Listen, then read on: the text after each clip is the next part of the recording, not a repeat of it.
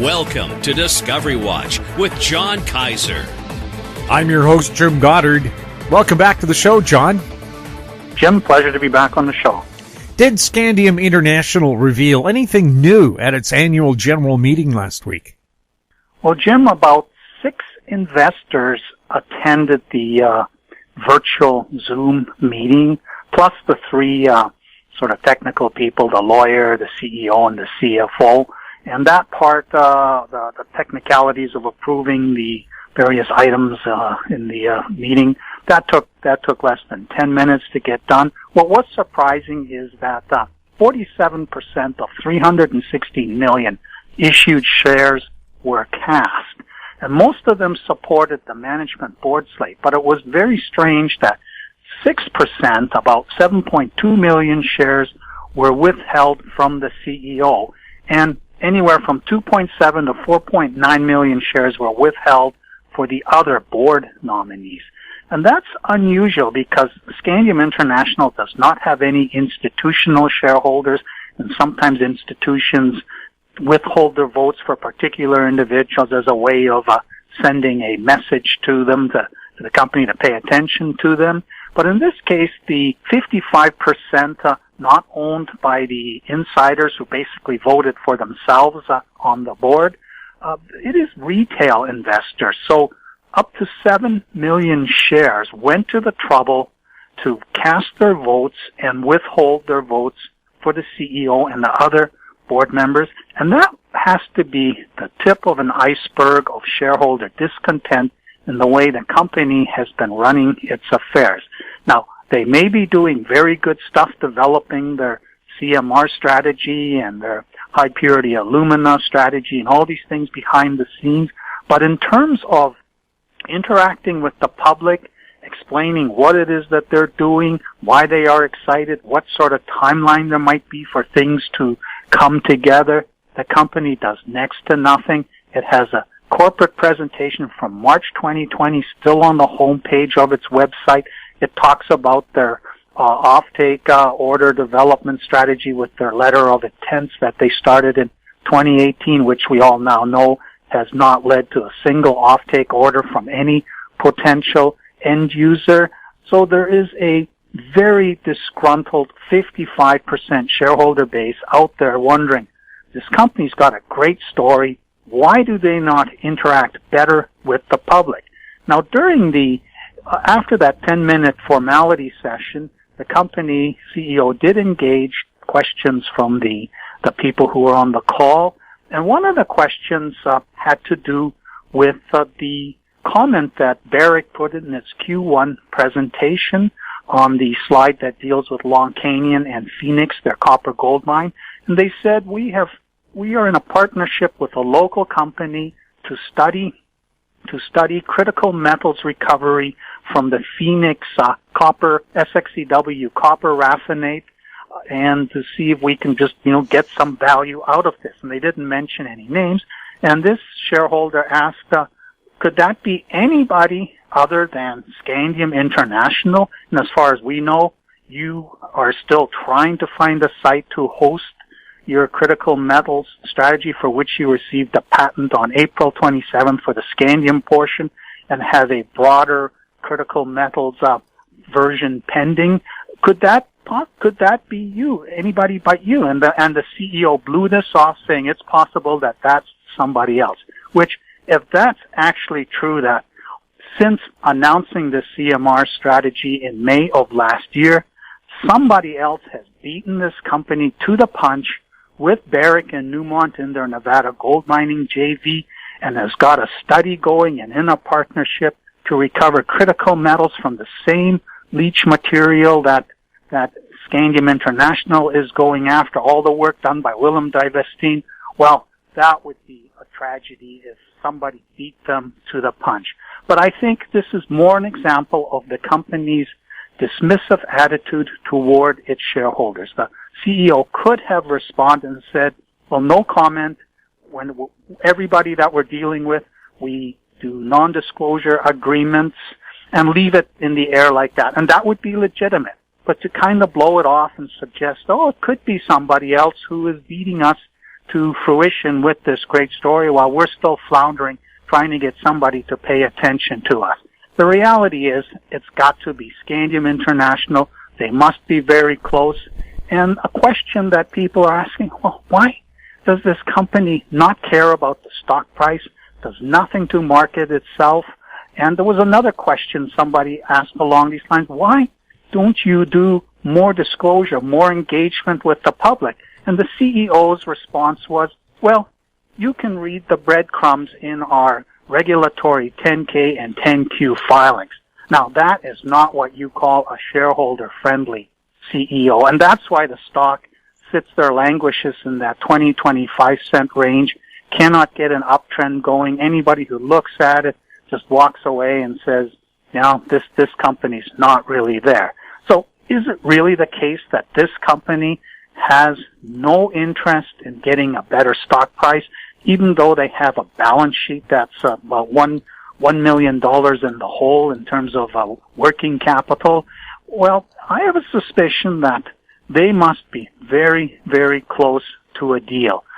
Barrick's Mark Bristow, and he's a very ESG-hungry person. He did a 90-minute ESG presentation recently where he's explaining all the ways that Barrick is dealing with ESG. And ESG is a problematic thing for a gold producer because technically the world doesn't need an ounce more of gold. If there were a global ban on gold mining, the only bad thing would be that gold price would go way up as people, buy this material whose supply is no longer going to increase and use it to hedge against long-term uncertainty. And of course, this is what gold bugs dream about all the time, but not if they also own juniors who are hoping to find and mine a gold deposit that works at a much higher gold price than one has at the moment.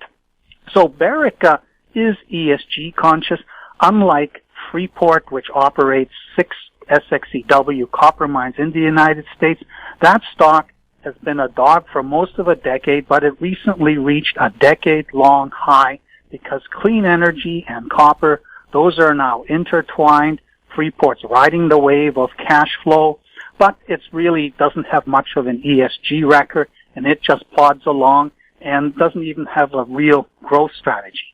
But Mark Bristow has a growth strategy, and I suspect that the reason he's pumped about this SXEW raffinate processing, even though it's in the 61.5%, 38.5% joint venture with Newmont on a gold mine, is he understands the implications of this if it works, and I suspect that they already know it works, and they probably have the rough outline and understanding of what the terms would be of the partnership, or he wouldn't bother putting it into a presentation that's going to be read by countless institutions who are, going through all the writings for clues as to what's coming next.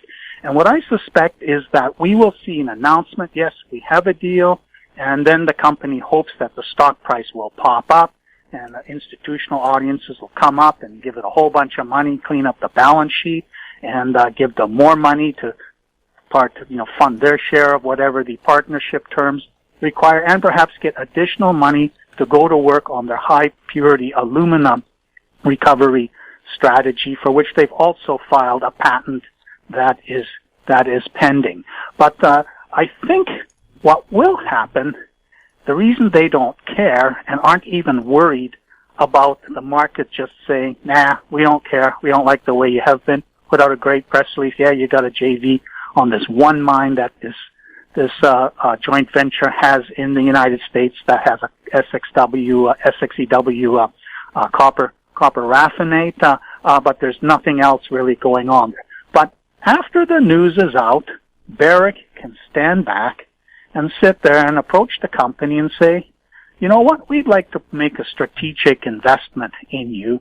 9.9% will give you a $10-20 million, 50-70 cents a share or so, and that will allow you to take care of your share of the Nevada gold mining JV, get your HPA started, and also get you back on your feet, because we know that your Scandium, building the Scandium market incrementally, you're doing this parallel with Rio Tinto, with both you guys working. It will be successful. You will get some Scandium out of the Phoenix Gold copper mine. But what we're really interested in is having a good relationship with you, because there is this other company, Freeport, which has 6 such operations in the United States. And we have an ESG problem because we are primarily gold focused. We have some copper, but it's not enough. And last year, the market came up with these rumors that we were interested in buying Freeport, but the window for that disappeared. But maybe that window will come again, where we, Barrick, make a bid for Freeport, take this company, make it part of us.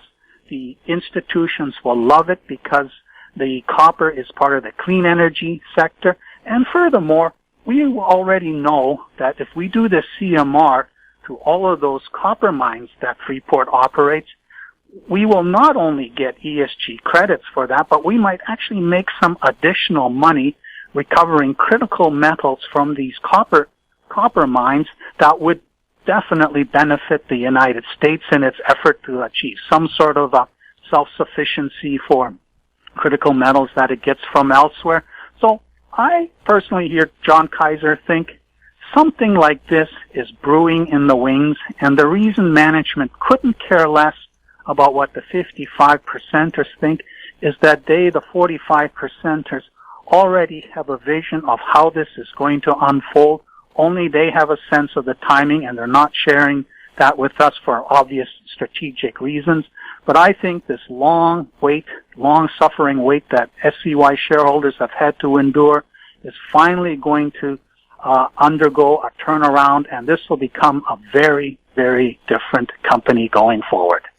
We'll have more with John Kaiser right after this. Media recognition from Bloomberg, Reuters, recycling trade publications, patented process for 100% recovery of critical metals, including cobalt, lithium, nickel, manganese, aluminum. American Manganese is focused on recycling lithium-ion batteries for electric vehicles. American Manganese trades on the TSX Venture, AMY, the US, AMYZF, and Frankfurt 2AM. For more information, visit AmericanManganeseInc.com or phone me, Larry Ray, at 778-574-4444.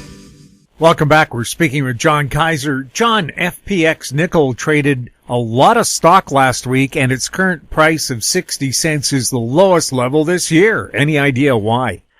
Jim, I do have an idea. We last talked about FPX Nickel on Discovery Watch on April 8th. The company had just completed a $16 million bought deal at 65 cents that boosted working capital to $21 million, which is more than they need to deliver a pre-feasibility study for their Dakar nickel project by the end of 2022. That stock was immediately free trading, unlike your typical 4-month hold, where when the 4-month hold, boom, bunch of paper comes out and tanks your stock price until you find new homes for it. There weren't any warrants attached to this, so there was no reason for anybody to clip and flip. So what was really strange was that a couple of Toronto-based institutions, which had participated in this financing, for some internal reason, started liquidating their positions in Resource Junior, their portfolio of Resource Junior positions last week. And FPX Nickel was one of these.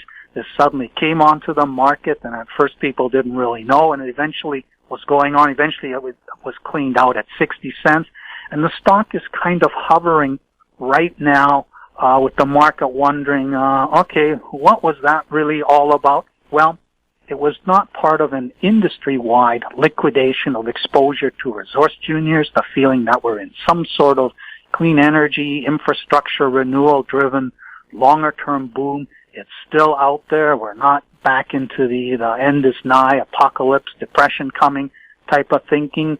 So the stock, why is it stuck here at 60 cents? Well, the PEA that they delivered in September, when I ran the numbers on that, the after-tax net present value suggests a $5 stock price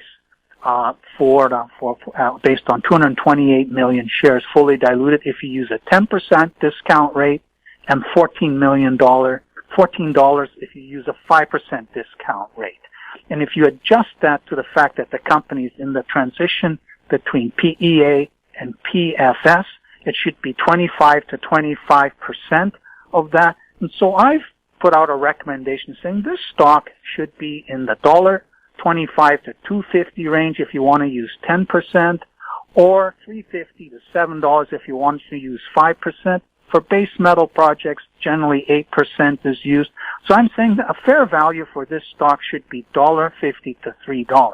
But there's 228 million shares fully diluted, and the retail market does not move a stock to that sort of valuation. For that to happen requires an institutional audience. And that institutional audience, well, they got their toes wet, and one of them obviously withdrew their toe from this water. But they are on the sidelines watching this because the key assumptions in the PEA are bench scale metallurgy work that delivers an 85% recovery and produces a 63% nickel concentrate. Everything hinges on those numbers, and bench scale is not very robust. The institutional crowd wants more robust numbers, and that's going to change sometime in August. FPX Nickel is in the middle of a larger scale metallurgical study using core from the past drilling on the Baptiste zone to demonstrate that these recoveries that we used in the PEA are real. And when that news comes out with the larger sample size as the basis, that's when you'll see the institutional money come in off the sidelines.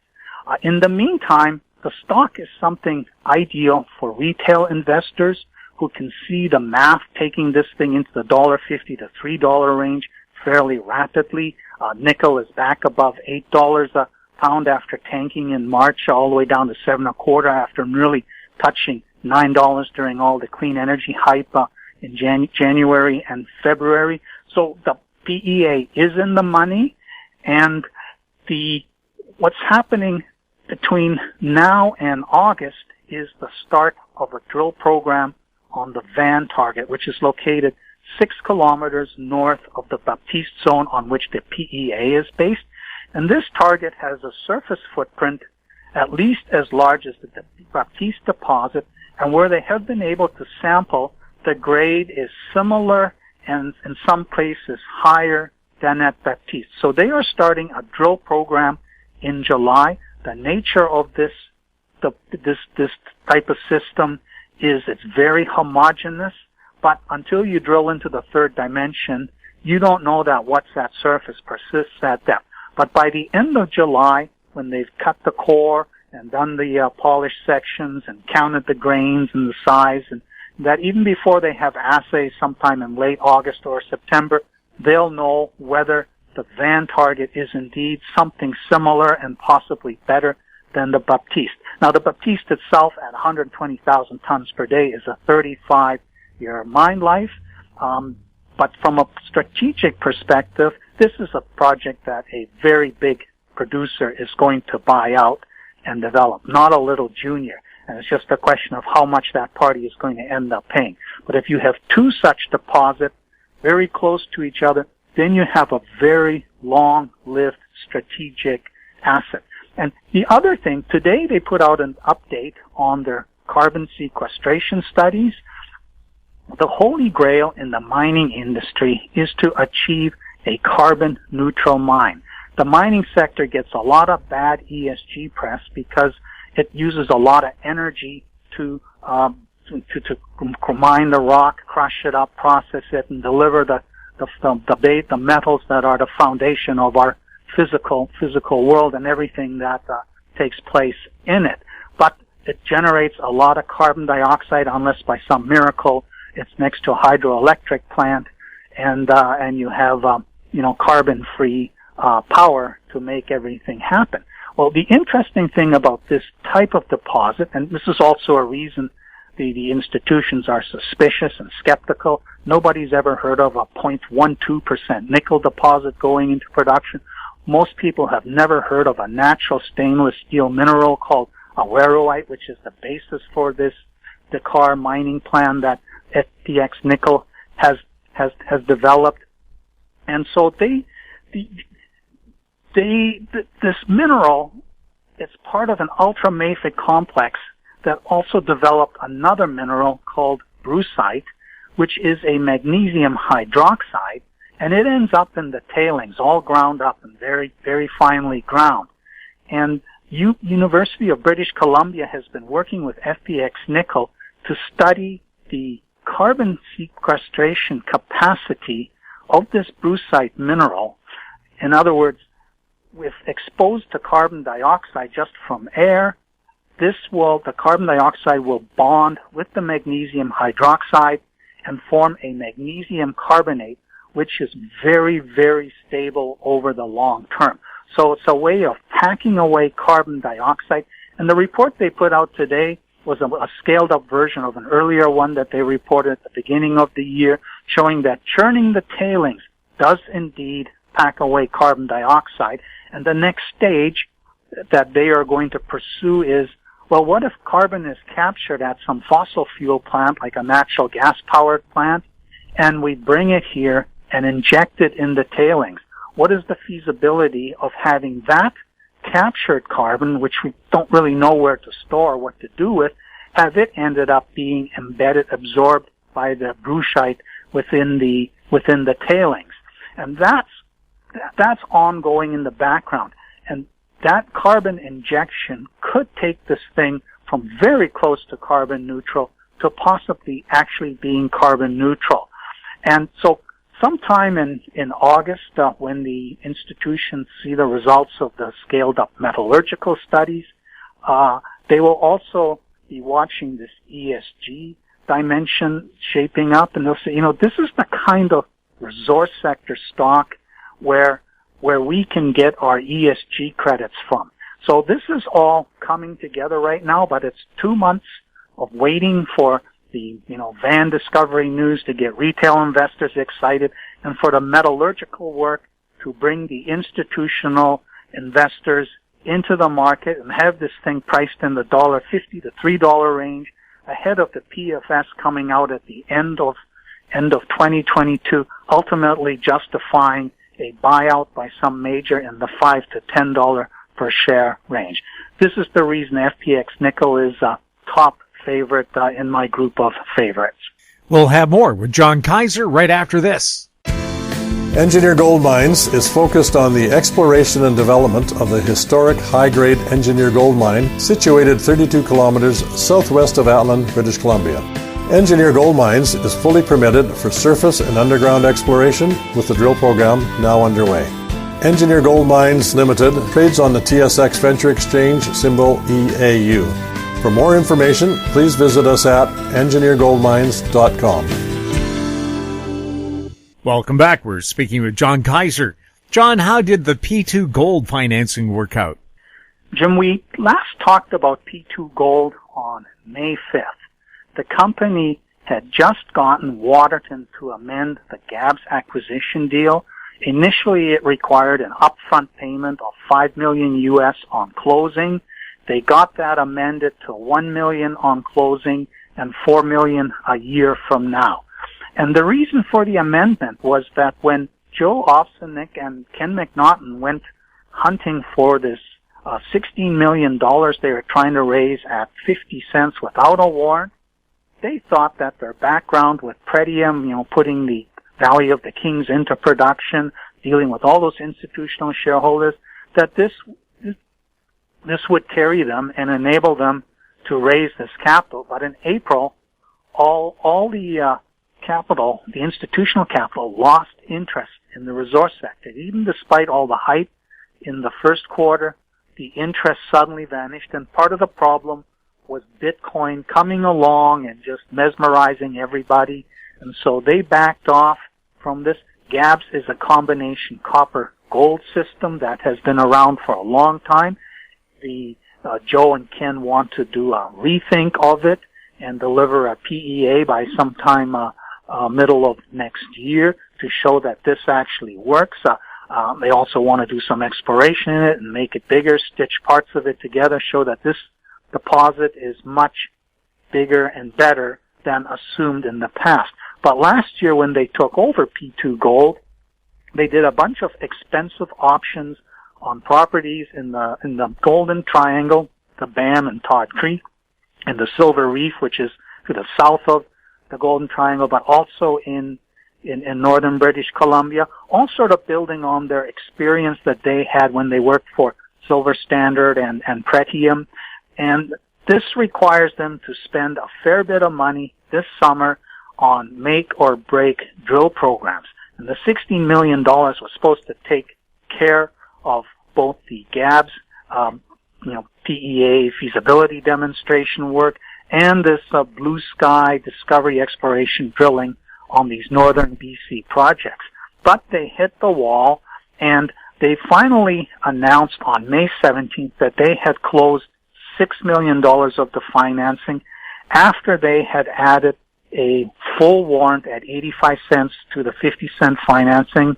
So they ended up doing just under 12 million units.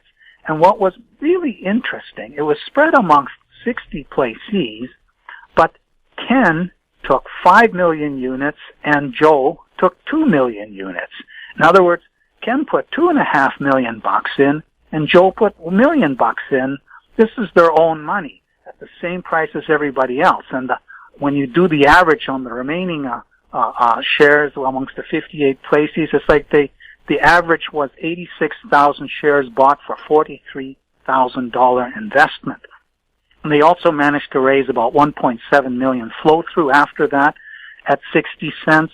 So they have, after paying the initial $1 million US to Waterton, they have maybe $5 million available to them to tackle their work programs. And this is going to be very interesting. So they're going to start drilling on the Silver Reef, BAM, and Todd Creek targets. And these are all targets that can only be drilled in the summer. They are not year-round. They need to know by the time November rolls around whether to drop those options or to keep them alive. So these are going to be very focused, targeted drilling programs.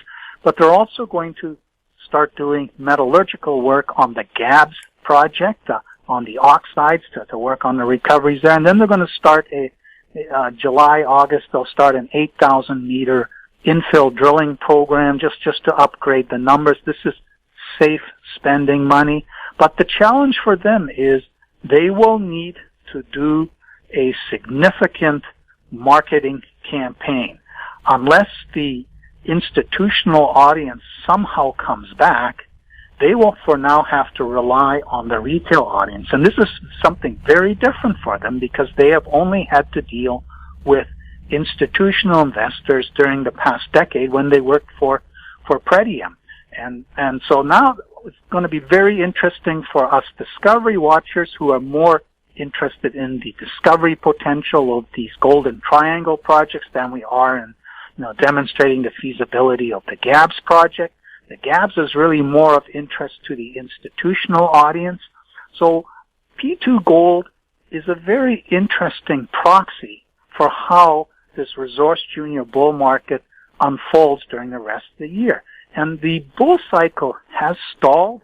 A couple of weeks ago, for the first time, TSX Venture Resource Juniors, their traded value exceeded 50% for the first time since November 12th last year, but it's since dropped back below 50% as the non-resource stuff continues to dominate the trading action.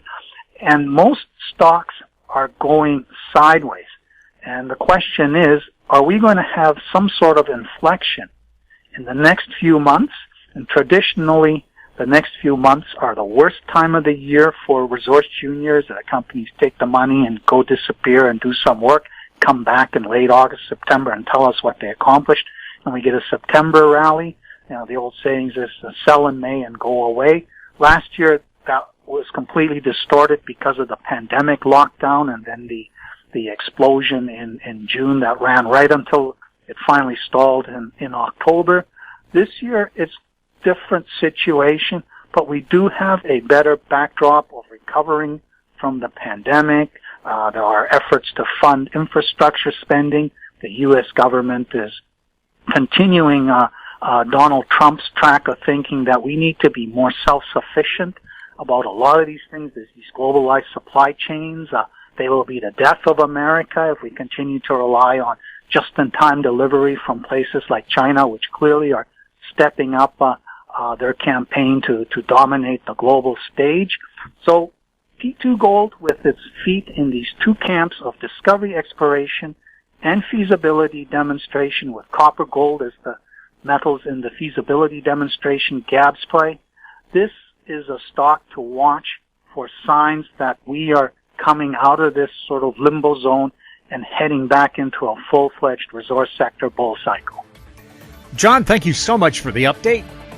You're welcome, Jim. We've been speaking with John Kaiser, his website, kaiserresearch.com. I'm Jim Goddard. Comments made on Discovery Watch are an expression of opinion only and should not be construed in any manner whatsoever as recommendations to buy or sell any financial instrument at any time. Archived online at howstreet.com. Discovery Watch is a production of How Street Media Incorporated.